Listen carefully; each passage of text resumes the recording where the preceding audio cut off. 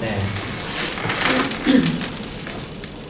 여러분, 오늘 본문은 우리가 잘 아는 본문이죠. 항상 성탄 때마다 이렇게 우리가 다시 한번 성탄에 이런 계절들이 찾아올 때마다 다시 한번 읽고 그리고 묵상하고 또 서로 나누고 또 말씀으로도 듣는 그런 말씀입니다. 오늘 본문에 보시다시피 목자들이 예수님의 이 탄생의 소식을 듣는 장면이 기록되어 있습니다. 천사들이 나타나 그 목자들에게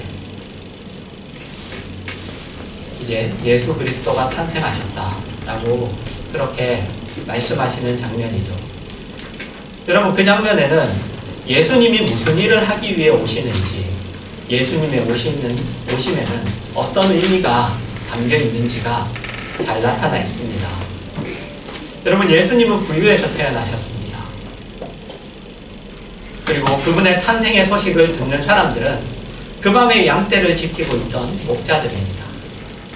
물론 목자들 말고도 이렇게 예수님을 찾아온 분들이 계시죠. 그죠? 3명의 동방박사, 그 별을 보고, 그들은 그러나 소식을 들은 것이 아니라 그 별을 따라 이렇게 왔지만은, 그러나 천사들이 전해주는 그 소식, 예수님이 탄생하신다, 탄생하셨다 라는 그 소식을 이렇게 귀로 이렇게 들은 사람은 이 목자들뿐입니다. 그 밤에 그 양떼를 지키다. 여러분들도 아시겠지만 이스라엘에 가보시면 밤과 낮의 온도차가 굉장히 큽니다. 낮에는 너무 덥습니다. 40도가 넘칠 때. 그러나 밤에는 정말 춥습니다. 그런데 그 밤을 양떼를 지키기 위해서 그렇게 밤을 지새고 있던 그 목자들에게 예수님 탄생의 소식이 전해지는 거죠. 목자들. 여러분, 그들은 당시 낮고 천한 그런 형편에 있던 사람들입니다. 여러분, 이런 모든 기록들은 사실 예수님이 인간이 처한 상황이나 환경이나 조건을 바꾸기 위해 오신 것이 아니라 그 모든 것의 근본적인 원인, 그 모든 것의 근본적인 원인을 해결하고 오신 분이라는 것을 이야기하고 있습니다. 여러분, 그것은 성경의 이런 말씀으로도 알 수 있습니다. 마태복음 9장 1절에서 7절입니다. 예수께서 배에 오르사 건너가 본 동네에 이르시니 침상에 누운 중풍병자를 사람들이 데리고 오거늘 예수께서 그들의 믿음을 보시고 중풍병자에게 이르시되 작은 자야 안심하라, 내 죄사함을 받았느니라. 어떤 서기관들이 속으로 이르되 이 사람이 신성을 모독하도다. 예수께서 그 생각을 아시고 이르시되 너희가 어찌하여 마음에 악한 생각을 하느냐, 내 죄사함을 받았느니라 하는 말과 일어나 걸어가라 하는 말 중에 어느 것이 쉽겠느냐. 그러나 인자가 세상에서 죄를 사하는 권능이 있는 줄을 너희로 알게 하려 하노라 하시고 중풍병자에게 말씀하시되 일어나 내 침상을 가지고 집으로 가라 하시니 그가 일어나 집으로 돌아가니라. 여러분, 이 말씀은 예수님이 병을 고치기 위해 오신 것이 아니라 그 병의 원인인 죄를 해결하러 오신 것이라고 그렇게 이야기하고 있습니다. 여러분, 이 말을 죄가 해결되면 그러면 병이 낫는다, 죄가 해결되면 병이 안 걸린다, 그런 말로 이해하시면 안 됩니다. 그런 말로 이해하는 사람들도 있어요. 뭐 요즘에는 이렇게 사람들의 입에서 잘 오르내리지는 않지만 이제 메레아파라고 해서 우리가 병에 걸리고 우리가 몸에 건강하지 못한 건 다 귀신 때문입니다. 어떤 영적인 문제가 있기 때문이다 라고 이렇게 주장하는 그런 사람들이 있습니다. 근데 그런 사람들도 보면 다 안경을 쓰고 있어요. 네, 그죠? 눈이 안 좋은 거죠. 네, 다 그렇게 주장하니까 그런 이야기가 아니에요.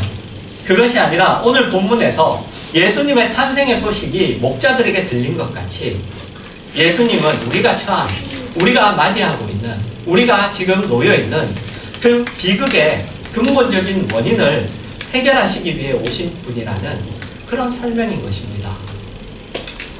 그래서 여러분, 이때가 되면 여러 곳에서 여러분, 그리고 여러 사람들을 통하여 많이 이야기되기도 하고 많은 사람들이 소원하기도 하는, 그리고 오늘 본문에서도 언급되는 이 땅에서의 평화에 대해서도 우리가 잘 이해할 필요가 있습니다.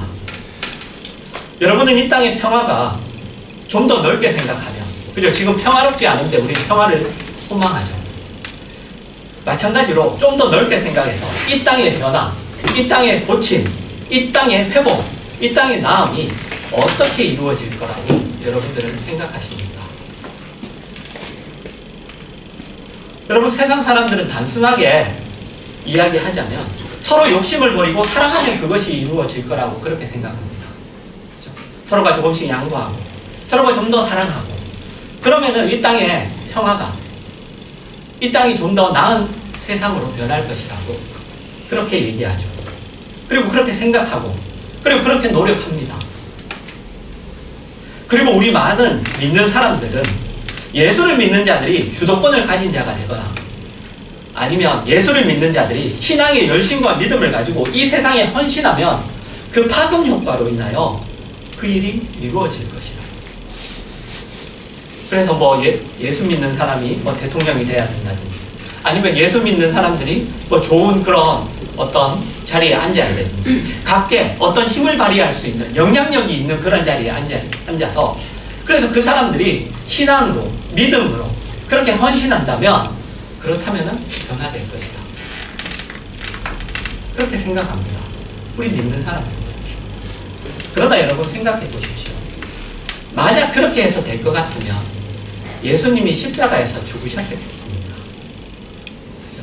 그렇게 해서 될 것 같으면 예수님이 십자가에서 죽으실 필요가 없으시죠.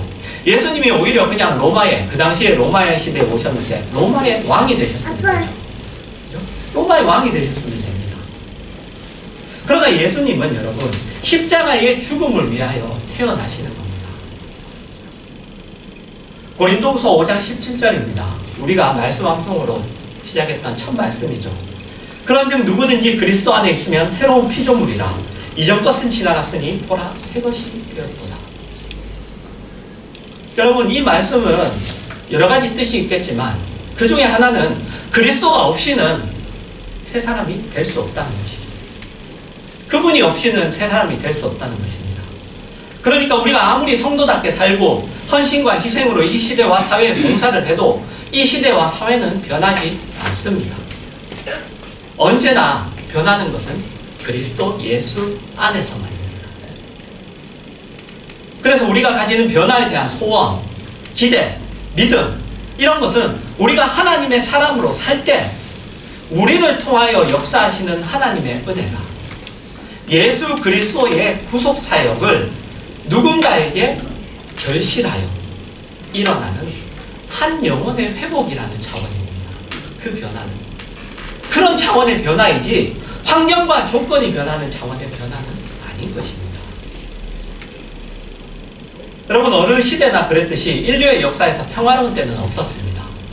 그죠? 평화로운 때는 없었습니다. 1차적으로 전쟁 같은 것이 없을 때도, 하지만 지금 온 곳곳에서 전쟁이 일어나죠. 근데 그 전쟁이라는 것이 여러분 꼭 총칼을 겨누는 전쟁입니까? 그렇진 않아요.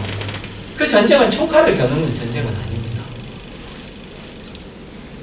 총칼을 겨누지 않더라도 수많은 전쟁이 일어나고 있어요. 사람과 사람 사이에, 단체와 단체 사이에. 아니면 어떤 기근이 아직까지도 먹고 살지 못해서 그런 것들도 있죠. 그리고 천재지변이 일어나는 것도 있습니다. 그리고 사람들의 탐욕, 부패, 죄됨 그런 것들로 인하여 사실 인류는 한 번도 평화라는 것을 누려본 적이 없습니다. 물론 거기에 대한 유일한 해답은 기독교뿐이죠. 기독교뿐입니다. 그런데 그 해답은 언제나 그런 것들을 없애는 것이 아니라 그런 차원이 아니라 죄인을 고치는 것이었습니다. 죄인을 고치는 그런 것들이 없어지는 때는 여러분 언제죠? 평화는 우리가 언제 누릴 수 있습니까? 예수님 다시 오실 때죠. 예수님 재림하실 때. 그때 예수님 다시 오셔서 이 세상을 심판하시고 이미 약속된 새하늘과 새 땅이 우리에게 허락될 때 그때뿐입니다. 그 모든 것들은 그때 다 변합니다. 그래서 우리가 기억해야 할 것은 예수님이 죄인을 구하러 오신 것처럼 이제 우리가 살아있는 동안 예수 그리스도의 초림을 이어받는 것에 우리의 책임이 집중되어 있다는 사실입니다.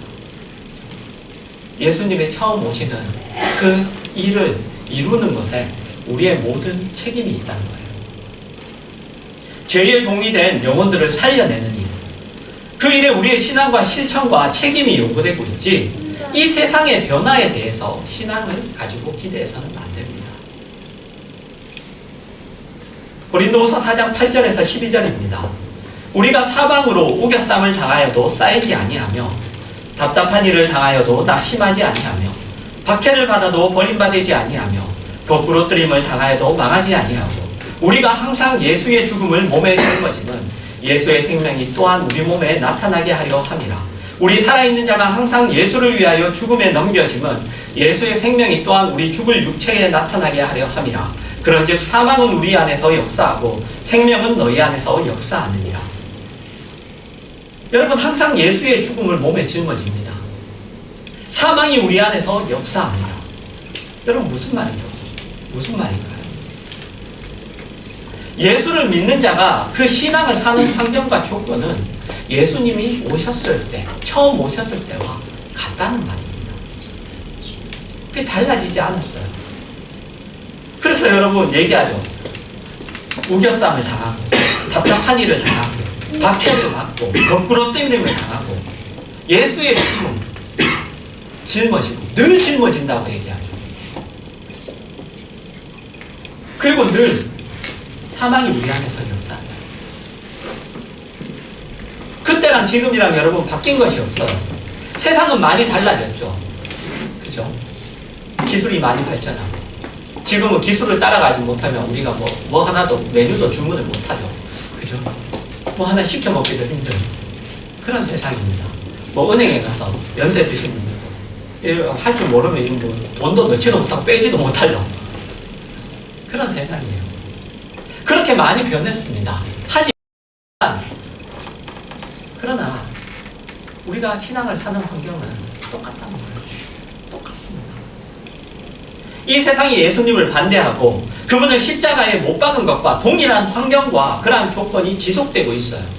그리고 그 속에서 우리가 신앙을 산다는 말입니다. 세상이 변하지 않습니다. 예수님이 오셔서 십자가를 지셨는데도, 그리고 그 후에 많은 순교와 교회의 증언과 실천이 있었음에도, 그럼에도 불구하고 세상은 변하지 않습니다. 다만 예수 그리스도 말미암아 구원함을 입은 하나님의 자녀들의 증언으로 인하여 하나님의 백성이 생기는 일이 있을 뿐이죠. 세상은 변하지 않습니다. 그래서 세상이 나아지기를 바라는 것은 예수님이 오신 목적도, 그 의미도, 그리고 예수를 믿어 하나님의 자녀가 되어 사는 우리의 가치와 책임과 의미도 오해하는 것이죠.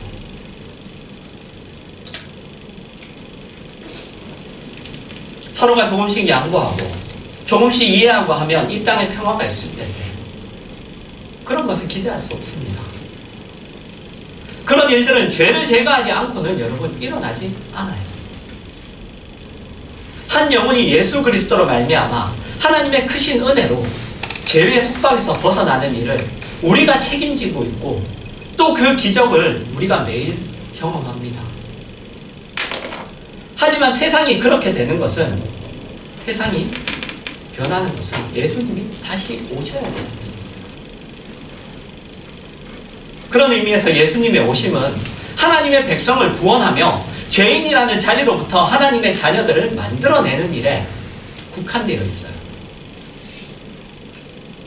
그러나 예수님이 십자가를 지셔서 우리라는 구원의 결실을 얻은 것 같이 동일한 방법으로 우리가 우리의 신앙을 이 세상에서 지켜나가는 것으로 하나님이 예수 그리스도의 십자가의 능력을, 그리고 그 효력을 우리 안에서 계속 결심하시는 것입니다.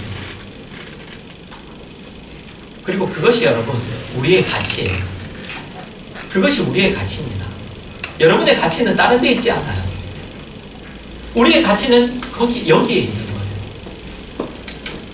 세상 속에서 우리가 신앙을 지켜나가면서, 그래서 그 많은 사람들이 하나님으로 돌아오는 그 결실을 내는 거예요. 거기에 우리의 가치가 있어요. 성경에도 보면 복 중에 여러분 그런 복 있죠. 장수한다. 그죠? 하나님을 사랑하면, 하나님을 잘 믿으면 장수한다. 오래 산다는 거죠. 왜요? 그게 왜 있을까요? 오래 사는 사람들, 하나님을 잘 믿고 하나님을 잘 나타내는 그 인생의 가치가 있기 때문에 오래 남겨둬야 되는 거예요. 오래 남겨둬야 되는 거예요.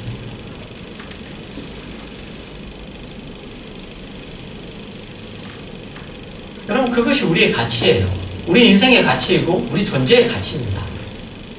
하나님 나라의 완성에 있어서 가장 중요한 부분, 그죠? 국가가 만들어지려면, 나라가 만들어지려면 땅도 있어야 되고, 그 다음에 뭐예요? 또 뭐가 있어야 되죠? 주권도 있어야 되죠. 그 다음에 또 뭐가 있어야 돼요? 없으면 안 되는 거. 국민이 있어야 되잖아요. 하나님의 백성이 있어야 된다고요. 하나님의 나라에. 그 구원하시려는, 하나님이 구원하시려는 하나님의 백성을 채우는 일, 예수 그리스도의 십자가의 효력이 각 사람에게 적용되는 그 실존적인 일, 그 실제가 하나님의 백성을 통하여 하나님이 하십니다. 그것이 우리의 존재와 인생의 가치이고 의미이고 우리가 가지는 신앙의 참다운 힘이에요. 하나님이 우리를 통하여 일하십니다. 창세기 12장 1절에서 3절입니다. 여호와께서 아브라함에게 이르시되 너는 너의 고향과 친척과 아버지의 집을 떠나 내가 내게 보여줄 땅으로 가라. 내가 너로 큰 민족을 이루고 내게 복을 주어 내 이름을 창대하게 하리니 너는 복이 될지라. 너를 축복하는 자에게는 내가 복을 내리고 너를 저주하는 자에게는 내가 저주하리니 땅의 모든 족속이 너로 말미암아 복을 얻을 것이라 하신지라. 여러분, 아브라함의 인생입니다. 아브라함의 부르심이에요. 세상에 가득한 죄와 그 죄로 인한 멸망의 위기 속에서 하나님이 아브라함을 부르셔서 하나님의 구원의 일을 하십니다. 하나님이 아브라함을 통하여 하나님이 누구인지를 증언하게 하시고 하나님의 백성된 자의 축복이 뭔지, 그들의 소망이 뭔지, 그들의 기대와 자랑이 뭔지 그것을 증언하게 하십니다. 그러니까 하나님이 그를 통하여 세상에 죽어가는 영혼들을 하나님의 백성으로 만드시는 일을 하시는 것이죠. 그리고 그것에 아브라함의 가치가 있습니다. 그의 가치. 아브라함을 보면 여러분, 신앙이 완성된 그런 자로 세상을 그냥 지나가지 않습니다. 신앙이 완성된 자로 세상을 초월한 자로 인생을 살아가지 않아요. 세상의 모든 현실적인 어려움 속에서 그는 대부분의 시간을 보냅니다. 자녀가 없어서 걱정하고 조카와 땅 문제로 서로 헤어지고 기근이 들어 먹을 것이 없자 애굽으로 피난을 하고 그런 여러 가지 현실적인 삶의 도전들에 대하여 그는 반응하기에 급급해요. 그러나 그는 하나님의 사람입니다. 하나님을 의지하여 전전긍긍하며 그 모든 현실을 견뎌내고 있는 거예요. 그래서 그를 통해서만 하나님을 아는 지식과 하나님을 만나는 기회가 주어집니다. 그래서 그는 더 많이, 더 오래, 더 많은 사람들을 만나야 하는 책임이 있었던 거죠. 그래서 뭐예요? 이리저리 옮겨 다니잖아요. 이리저리 옮겨 다니죠. 그가 있어야, 그를 만나야 복이든 저주든 받게 되는 기회가 사람들에게 생기기 때문이에요. 여러분, 우리 모두가 아브라함입니다. 여러분은 스스로의 신앙생활과 신앙에 대하여 만족하지 않으실 거예요. 분명히 만족하지 않을 겁니다.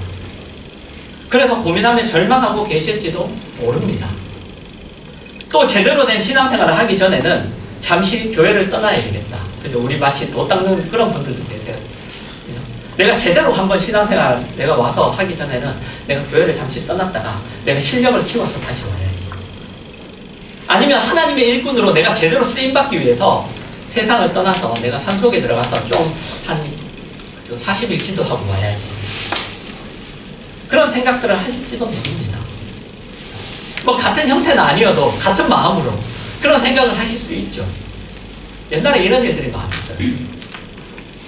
그러나 성경이 이야기하는 것은 여러분이 훌륭한, 여러분의 그 훌륭한 이전에 하나님의 자녀는 그 자체로 이미 아브라함의 사명과 의미와 가치를 가진다는 겁니다.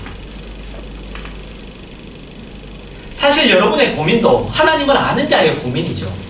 그리고 여러분의 실패도 하나님을 아는 자의 실패이고, 여러분의 성공이나 형통도 하나님의 은혜 아래서의 형통과 성공이기에, 그렇게 여러분은 늘 복의 근원입니다. 복의 근원이에요. 여러분이 신앙생활을 잘하고 못하고, 그거 이전의 말입니다. 여러분의 성공과 실패가 다른 사람들에게 영향을 미치는 것이 아니라 여러분이 하나님 앞에 있고 하나님과 관계되어 있다는 것이, 그것이 여러분 영향이 있는 거예요. 그래서 여러분이 하셔야 되는 가장 중요한 일은 하나님의 사람으로서 자신의 인생과 존재의 가치가 얼마나 중요한가를 이해하는 일입니다. 여러분의 한숨, 고민, 절망, 답답함, 그 모든 것에도 불구하고 여러분만이 예수 그리스도의 십자가의 가치와 기적을 지금도 계속 이어가는 그러한 증인이고, 여러분은 기회이고, 여러분은 안내자이고, 여러분은 그 하나님을 만나는 중요한 실마리인 거예요. 그리고 그것의 성탄을 맞이하는 여러분, 우리의 감사가 있습니다. 여러분의 감사는 어디 있습니까? 여러분, 우리의 감사는 여러분, 이 우리의 존재, 우리의 인생의 그 가치, 우리의 인생, 우리의 존재의 가치, 그것으로 인하여 우리가 감사하는 거예요. 하나님 앞에. 그리고 이 성탄을 맞이하는 우리의 감사는 거기 있는 거예요. 우리의 못남에도 불구하고 하나님이 우리를 통하여 일하시며 이야기하시며 증언하신다. 한 생명을 살리는 존재로 우리가 서 있는 거예요. 우리를 축복하는 자가 복을 받고, 우리를 저주하는 자가 저주를 받습니다. 여러분, 물론 이것은 그러니까 넌 나한테 까불면 안 돼, 이런 의미가 아니에요.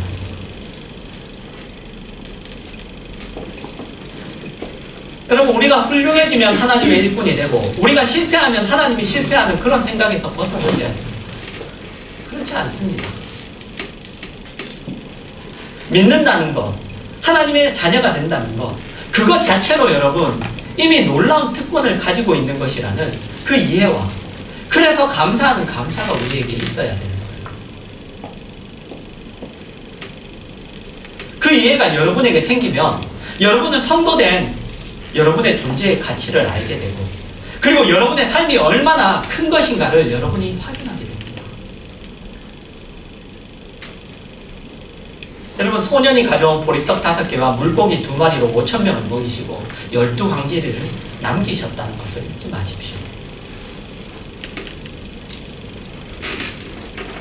여러분, 주님의 오심은 우리를 죄와 사망에서 구원하셨을 뿐만 아니라 그 구원과 영원한 소망과 그 복된 것들을 우리를 통하여 일하신다는 이야기입니다. 예수 그리스도의 오심 이후에 태어나는 모든 성도들은 이제 그분의 십자가에 참여하되, 그것은 자신의 구원과 복을 위해서뿐만 아니라 그리스도가 얼마든지 부르시는 자들을 위한 구원과 그 축복의 부름에 이제 우리가 협력자로, 증인으로, 안내자로, 일꾼으로 서게 되었다는 이야기예요. 그것에 여러분, 우리는 놀라고 기뻐하는 것입니다. 그 사실. 우리의 인생을 실패하고 보잘것없고 낮아 보이지만 참된 신앙의 눈을 가지고 본다면, 아브라함이 그의 인생 속에서 약속의 땅 가나안에서 그가 얻은 것은 묘지였던 막벨라 물, 그 이외에는 아무것도 얻은 것이 없었어요. 그러나 그가 왔다 갔다 하는 것 자체가 복과 저주를 갈라놓는 그 기회였어요. 그가 이리저리 다녔던 것이. 이런 사람 저런 사람 만나는 것이. 그것처럼 여러분, 우리야말로 하나님이 베푸시는 복과 영생으로 가는 그 기회의 실마리인 거예요. 비록 우리가 잘 살든지 못 살든지, 유명하든지 무명하든지, 성공하든지 실패하든지, 우리가 고민하고 괴로워하고 넘어지고 할지라도 말입니다.